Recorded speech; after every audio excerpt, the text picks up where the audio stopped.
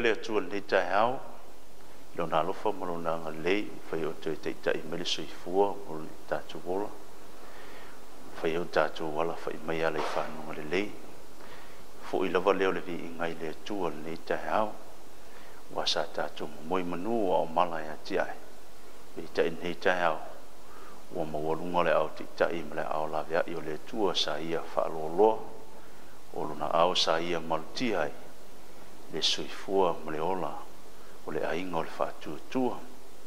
A mata mai o na maunga si o i o na iu. Mai lawa ni ngā ruenga au au, Samoa, i le laulangi, a sufitu Samoa, o le toia fio mai, i le laulangi a toa. Lawa i lana au ona ti te i au au, Pastor Willie, malfletua, mesi o le ainga. Te iane na ufei ngā ruenga, tofia le tua, komiti au au lana au ona, Pelo tusi mal falitua mle ainga, mesio le tu oloa mal falitua mle ainga. Ia e o folo fatu, ngafata lo fatu le suafa mno malo Yesu Keriso. Ile neita yao, ile suafo Yesu ta lofa lava. Ia te lo neita yao, ia o le a fia ngai tatou mle vi inga o le atua. Te tala ina tatou leo ta yao, ile neita yao.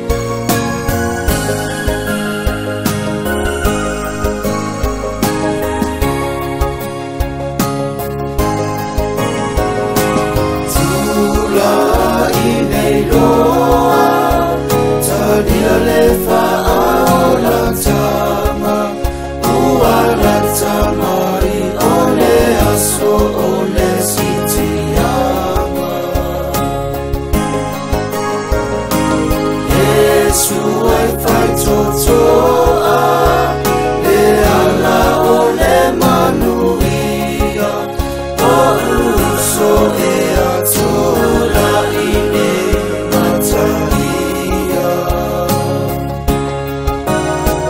Manatu ilele ama ole ola masaso ona faya E ai se sa olo tonga Fotua ima ile polo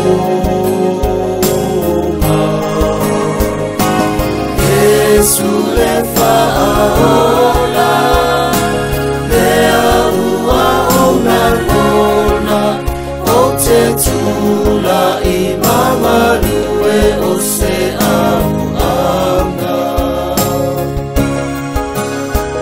Manatu I lele ama O leo lana saso ona faya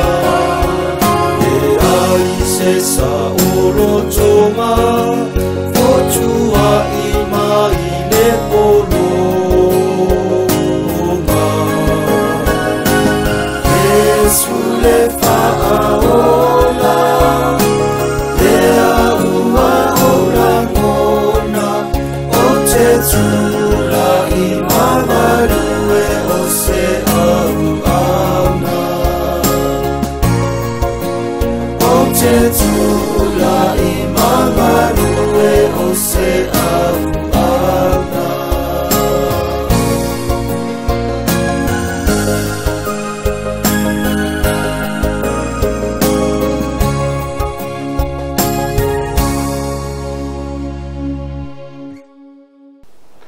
Te lola u whea tātu talo, lo mātu ta mai le langi, mātu te vi ia ma whaafteia lo suafa I le nei tai ao mātango fie, le ala whai mai o lo nu, a wasa mātu mo moe manua o malai a tiahe, se ye le malanga le maliu ma le oti, pa ngā le atua ina o mātu wa ia le nei tai ao fou, na mātu I loa lea o lo soifua pia oe o le atua Israelu.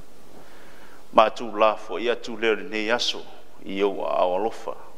E le ngata I lea o laua fionga, o le sulu o le malama lama I o mātu wala, o le avea le atua, e au wala mai ei lo finga ngalo mo I mātou le nei tai hao.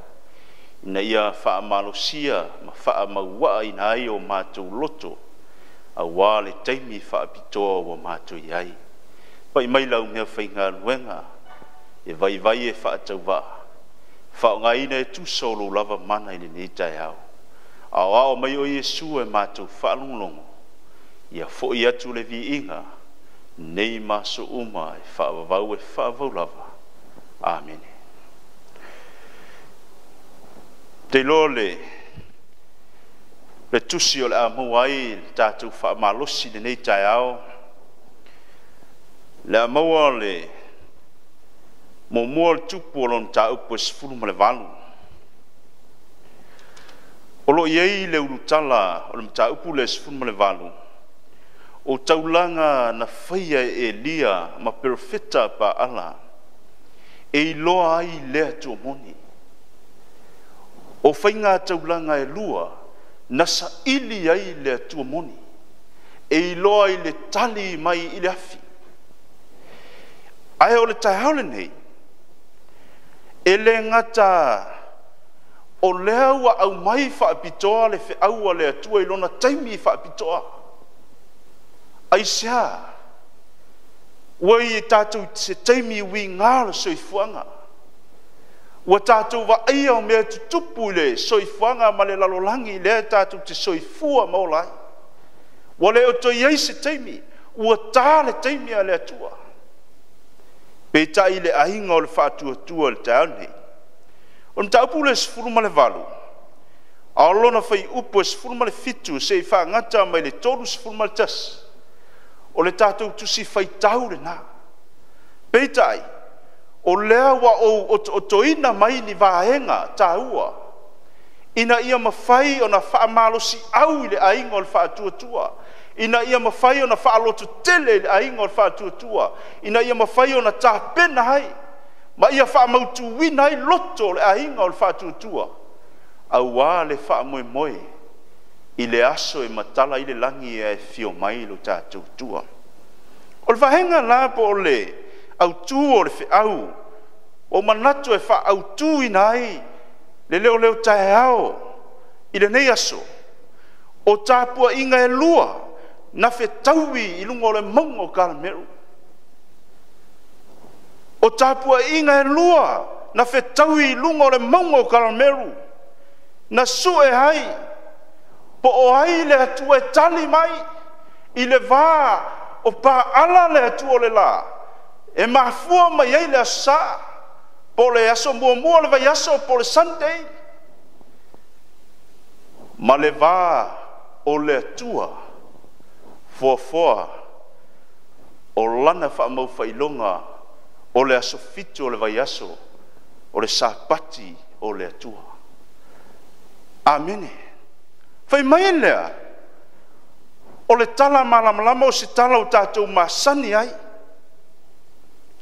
E le ngata, o le vaenga tahua, ina ua fasiotia perfeta ale tua, e Isabela, toe lava o Elia na tūto atasi, au le isi vaenga le nu, ua mafuli uma ia paala.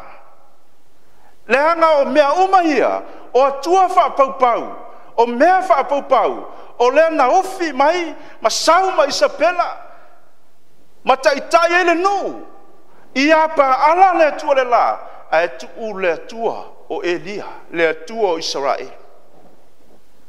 Ae na tūto tasi Elia ele iloa fefe se mea. Po le hale to tele na mafuli, a toa ma perfeta pa ala, e valu se lau lima sfulu. Ele i vai ale loto Elia. Na tūto tasi Elia, mo le atua. Ele ngata leilea. Ele ngata o mea wha apau lea, fai mai ina ua whetaiai, fai upu le sfulu ma le fitu. Wa taofi Elia le timu. Ai fai mai ele ngata ua vevela le onge i tutono le nu o Israel.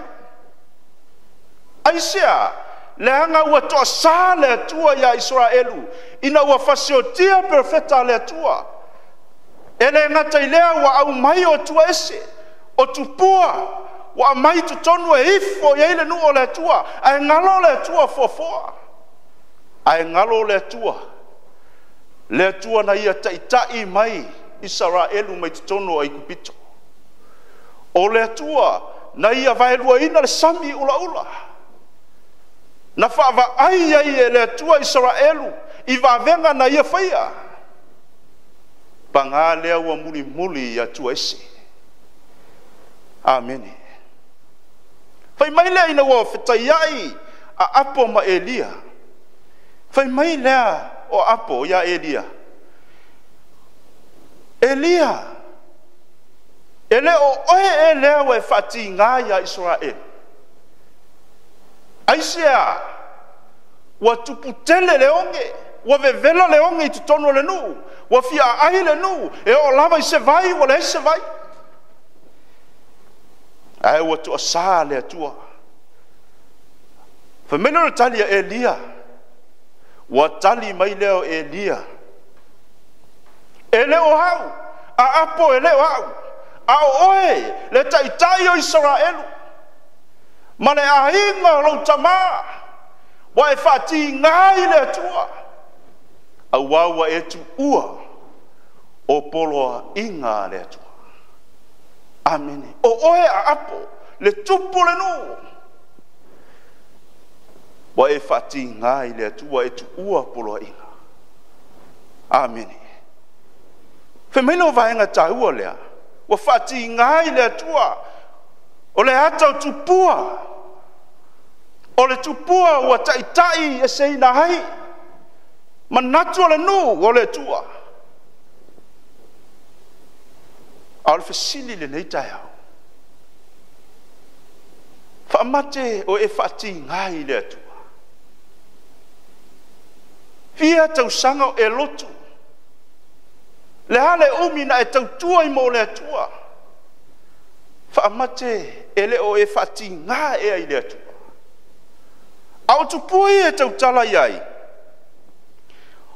le ngata fe mele tuso Efeso o tupua o le loto. O tupua o le loto. Fe mele tuso Efeso mta upe lima, fe maile atui nei. Ele aiso la tu tofi i le malo le atu.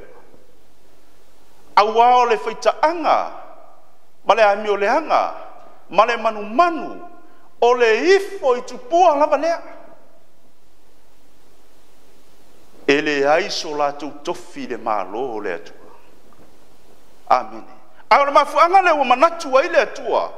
Manatu wa ie Elia. Ina ia mafai ona taitai mele nu o le atua. Ia fai loa ia Israelu le ao le atua. Ele se me finga tai le atua. Le atua. Na ia au mea le afi mai le langi. Mamu ai le fata faitaulanga. Amen. Femene tu se Kolose. Ele ngata e fati nga. Le aise tofi le malo le atua. O le ifo i tupua lea. A femene tu se Kolose. Kolose na mta upe tolu o fai upe lima. Femai o le mea lea. E o mai ai le to sa o le atua. I e le falo. Amen. Ai o le tai hone. Wa toe au mai e le atua le fe au. Ina ia toe fa amalosi au le ainga o le fa tuatua. Ina ia tapena i taimi fa pitoa ma taimi wi ngara soifuanga. Wa e soifua ma tātou ola ai. Fe mai leo nei vahenga tahua lea. Ele ngata ua vala au atu e lia ia apo. Fa poto mene nu. Se isue po hai le atua e tali mai. Apo fa poto mene nu. Se isa ili po ai le atua e tali mai. Ai fai mai ua fa le tonu le nui manatu e lua. Wa le iloa po Elia po paala. Wa le mau tonu le nu. Wa le mau manatu le nu. Fai mai wa le tali mai le nu. Wa le mau tonu le nu.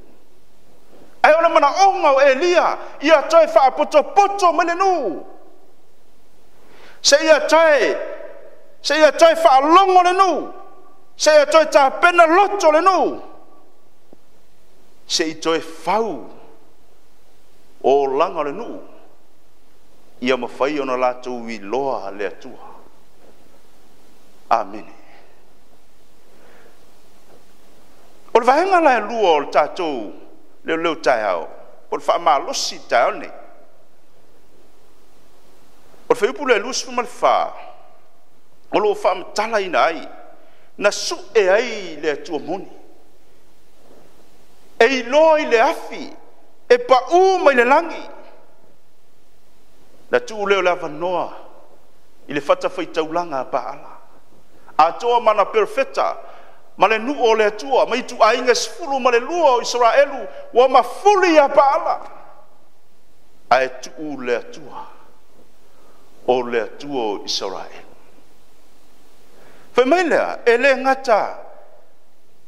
Wa avatu iei fufie. Wa pena le povi. Wa whae lunga le fata faitaulanga. O le asu e le tua moni. E loi le afi e pa mai le langi. Mai ua fiu e wala au. Pa alai. Na mate le tai au si a oo. Na tu tonu le la.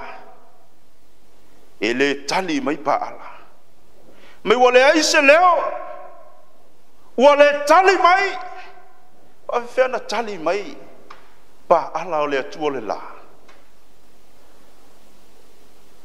Ele aise leo, ele ola. Ai feme wale aise leo, wale tali mai. Ole ale mena tupu. Mai se iao oina la tu se leo la tu tino. I polo. Matui. Ua feo sofi lunga le, fata faitaulanga. Ai se a wale tali mai, pa ala, male leo te tele. Feo sofi nunga fata faitaulanga. Wa fa malingi ina le toto. Wa le tali mai pa alai.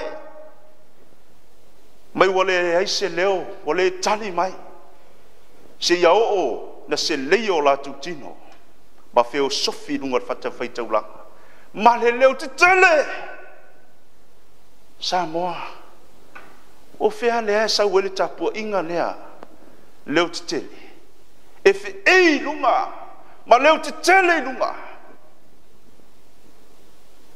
sau mai lea sa pea mai statu amene o le mea wha pau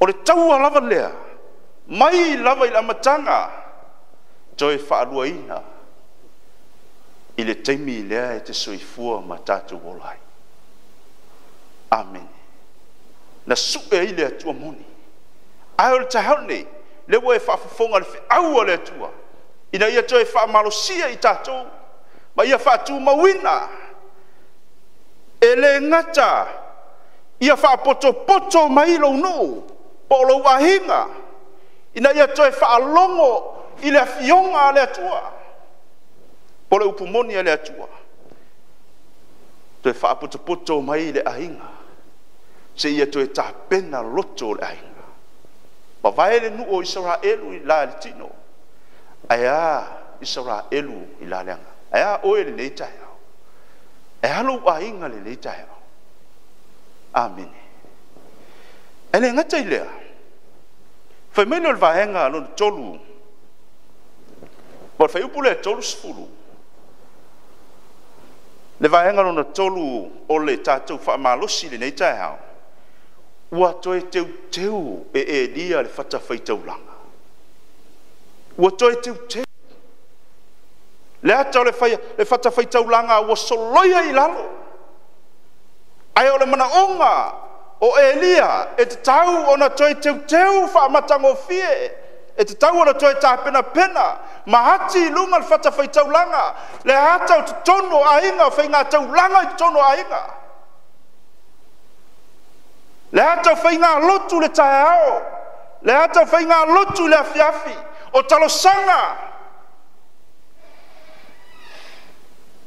ai o le mafuanga le wa mai e le atua le whiau i le taeao nei aia leanga o sila fia e le atua wa mamao le tangata ma le atua ona mai le atua le fata fai taulanga lea wa solo i lalo i te tono a inga wa faian me loto e le tamalo matua ia e o le tamalo a inga wa mamao ma le atua ma le tinala a inga e o le whanau a ua tale taimi a le atua e te tau ona toe fatu le fata fai taulanga i tu tono a inga a le mafuanga le o le whaamalosi a le atua le taone va ai tu tonu le loto i fale o le ainga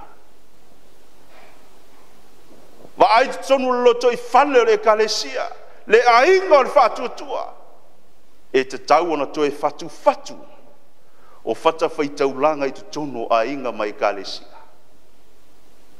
a le whaamalosi le wao mai mo i tātou ele ngata e wala au le te māmatina ma le whanau e whaapoto mai e a mata ona toe whau le fata fai taulanga i tu tono a inga o whainga lotu le tai au o le afiafi al mafuanga lea le iei po kalame le wahalu ai le lalolangi atoa o le o toe maua se avanoa te toe va ai le isi o uso wa au ona pe ona masani ai ona lotu fatasi fasa ai o lava noa lea wa mai e le atua e toe teu ai o le fata fai taulanga le te tono o lo ainga e ta pena ai lo ainga ma ia saunia ai lo ainga i le wha moe o saunia e le atua o mar fe au nei tai hau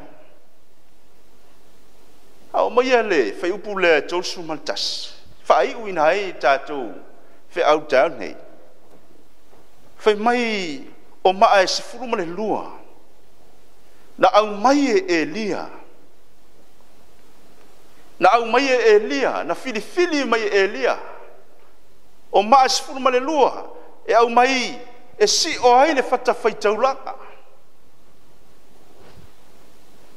O le ata lea, o le itu ainga se fulu ma le lua o Israel.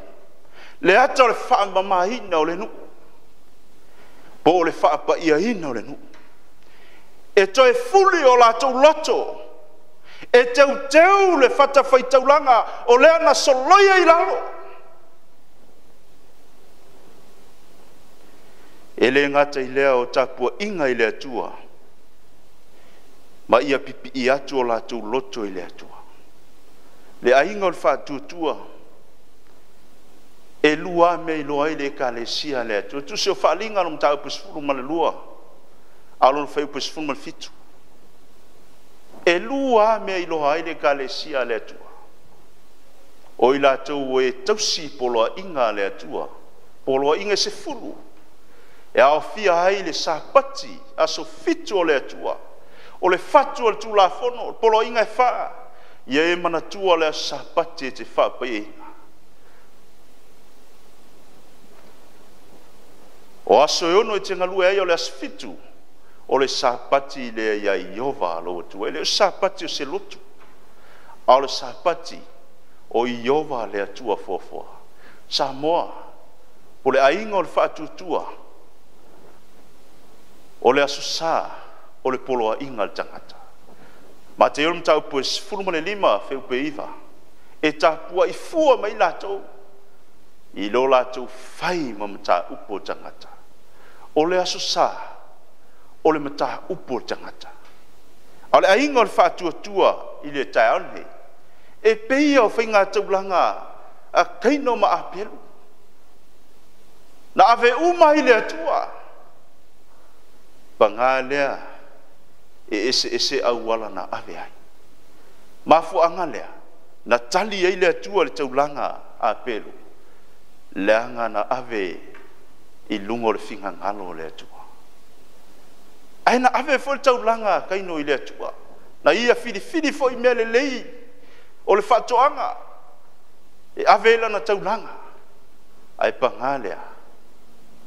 E le o le finga ngalo lea tua.